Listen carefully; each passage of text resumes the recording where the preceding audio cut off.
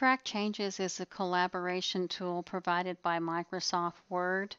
I'll be using it this semester to communicate to you corrections and changes to the documents that you submit for grading. If the letter on the screen were submitted by a student as an assignment, the first thing that I would do would be to go to the Review tab, double-click, and notice that Track Changes is not any other color but just white. I would click it once, see how it turned blue, click again, and since it's blue, I know that the track changes have been activated. I would then set about making the changes in the document. I'm going to delete twice and add 15.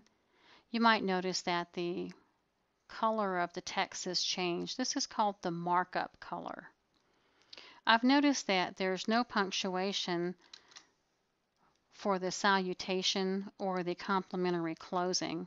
This assignment called for closed punctuation, so I'm making those corrections. And then I also noticed that the XX initials at the bottom of the document should be the student's initials. This student's name is Jane Doe, so I'm going to make that correction. Now I'm going to go back to the top to illustrate how I would place comments in the document. For the date, I would simply say that to go ahead and provide the full date for future submissions.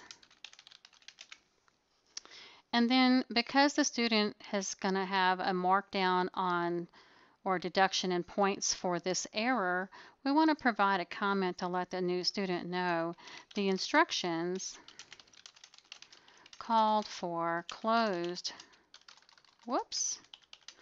punctuation. And that way the student will know why they're getting marked down. And then on this final comment, I'll simply say, your initials should be here. Now, if this were an actual graded assignment that I were returning to a student, I would do a file save as and rename the document, and the word corrections would be in the name of that document before I sent it back to the student. Now, I'm not going to actually close this document or resave it because it's just a sample, but I've already opened or created a corrections document, and if you'll notice, there's the corrections in the file name that I talked about. When you get this document in email from me, notice that if you have track changes turned on, and they should turn on automatically if we both have the same version of Word, but I've noticed occasionally that doesn't happen. So when I send you a marked up document, and I've provided you that information in the email that accompanies your score, go ahead and open the document and turn track changes on, just like I did using the Review tab, if they're not on already. Now I'd like to talk about the 4 different ways you can view the document. All markup is the version or the view I would like for you to look at because it shows you fully all of the comments that I've made and in the markup color the changes that I've made to the document. Also notice in the left margin there are 4 markers that bring to your attention which lines that a change occurred in the document. Now, I actually do not recommend the simple markup view because none of the text changes that I made are showing in the markup color, and I just don't see the usefulness of that. I do see usefulness in looking at it in a no markup format.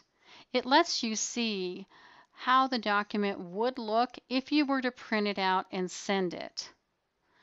Although the recipient is not going to see any of the markup changes. It'll print just like the view shows you that it'll print, which, just for illustration purposes, know that if you print it in the all markup view, all of the markup changes will be shown in the print version. So you wouldn't want to send a document to, say, a client showing your markup unless you want them to see it. You would want to go ahead and move it back into a no markup version. Now, if you couldn't remember how the document looked when you first sent it before it was graded, you could move to the original version and you would see that the 15's not there, the punctuation's not there. So it's in that original format that was sent in the beginning. This kind of wraps up all of what I wanted to talk about with regard to track changes. I hope that for those of you who are unfamiliar with track changes, it now is more familiar to you.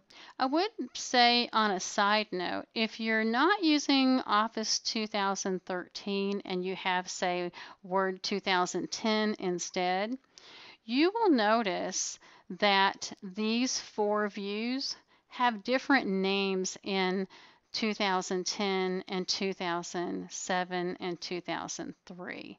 So they are similar, but they might have a different name, and it would still function the same though. All right, that's about it for tonight. I hope this has been helpful for you.